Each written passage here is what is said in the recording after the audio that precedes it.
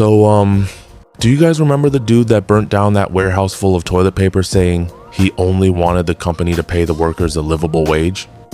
You know, we may not get paid enough to live, but these dirt cheap. All you had to do was pay us enough to live. All you had to do was pay us enough to live.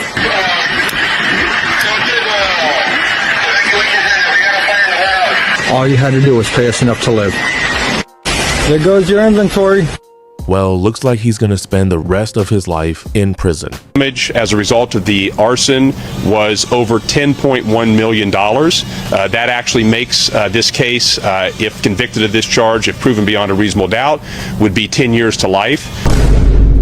On a Tuesday morning on the 7th, 29-year-old Chamel Abdulkarim set fire to a Kimberly-Clark warehouse in California, destroying $500 million worth of toilet paper and other goods. He is now facing federal arson charges on top of state charges and looking at possibly decades in prison.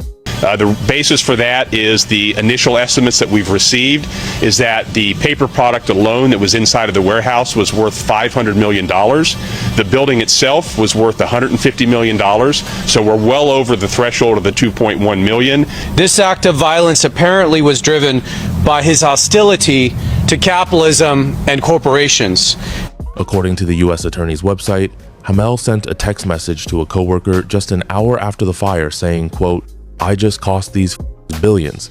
The 1% is a joke. All they had to do was pay us enough to live. Pay us more of the value we bring, not corporate." Didn't see the shareholders picking up a shift. These texts haven't been confirmed, it's all still alleged.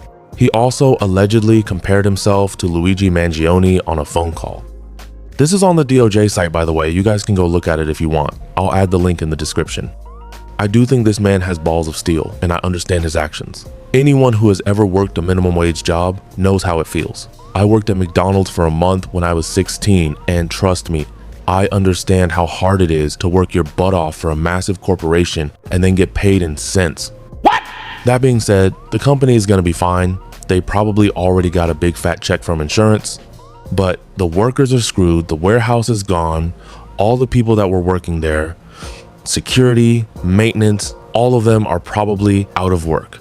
Sure, they were probably not getting paid a lot, but now they have nothing, and neither do their families. So while I understand the man's actions, if you really think about it, nothing is going to change, and a bunch of people are now out of work. And he's going to go to prison for a very long time, so it sucks, all of it. It sucks because it's unfair. No one in the files got any sort of convictions or even arrests, but a worker that only wants a livable wage is going to prison? Shit is weird, man. Unfair and weird. If convicted, he will face a mandatory minimum sentence of 5 years in federal prison and a statutory maximum sentence of 20 years in federal prison. He's being held without bail, and on Monday he appeared in court with a smirk on his face. He is facing 7 arson charges and is due in court in May. Personally, I think they are going to give him the maximum sentence they can, which is 20 years, to make an example out of him, so that no one else even thinks of doing the same in the future.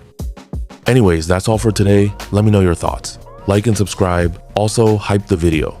And if you're feeling generous, leave a super thanks comment. Thanks for watching.